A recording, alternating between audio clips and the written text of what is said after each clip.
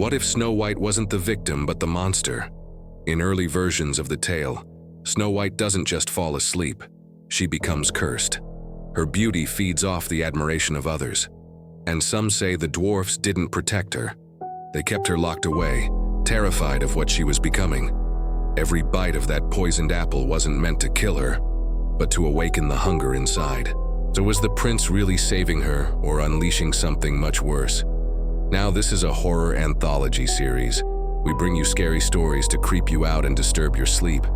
If you like scary movies, creepypasta, ghost stories, or urban legends, make sure to follow for more. Also, beware of spoilers ahead. It started out like any other day in the kingdom. Birds tweeting, flowers blooming, and people going about their daily routines.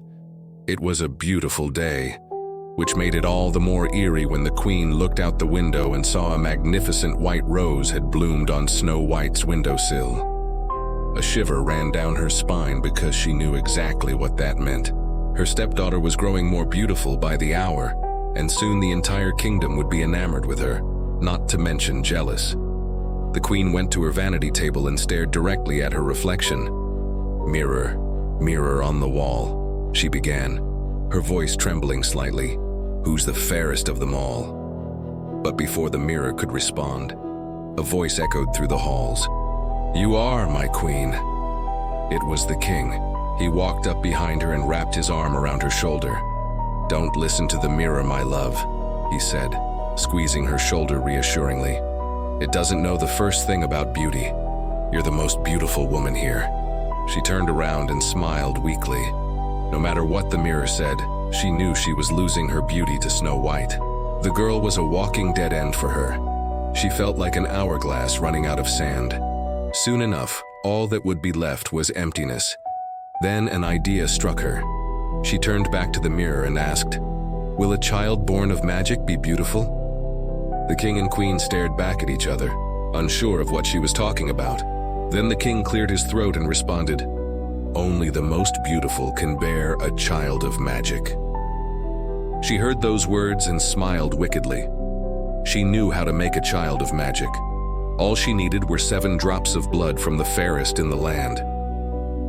As soon as she had that thought, the queen knew who she was going to get the blood from.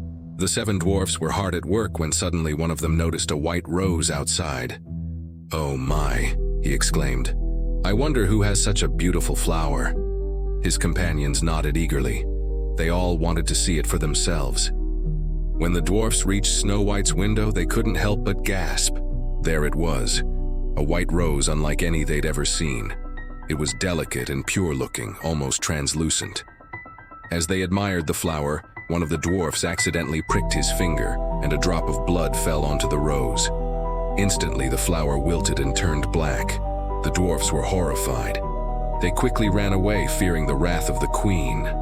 Meanwhile, Snow White awoke from her slumber. She had been dreaming of white roses.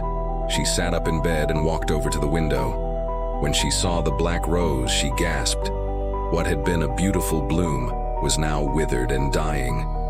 Snow White reached out to touch it, when suddenly the dwarfs burst through the door. "Please forgive us, Snow White," they cried. "We didn't mean to hurt your precious rose." Confused, Snow White asked, "What are you talking about? I don't have a precious rose." Then one of the dwarfs stepped forward and explained what had happened. Snow White's eyes widened in realization. She knew what the rose meant. The queen was after her blood, and she knew exactly where to get it. Snow White thanked the dwarfs for warning her, and then she did something no one expected. She picked up the dead rose and ate it. The dwarfs were shocked, but Snow White seemed pleased. She felt the flower's magic surging through her veins, making her feel powerful. And as the last of the petals hit her throat, she felt something else awakening inside of her. A dark, insatiable hunger.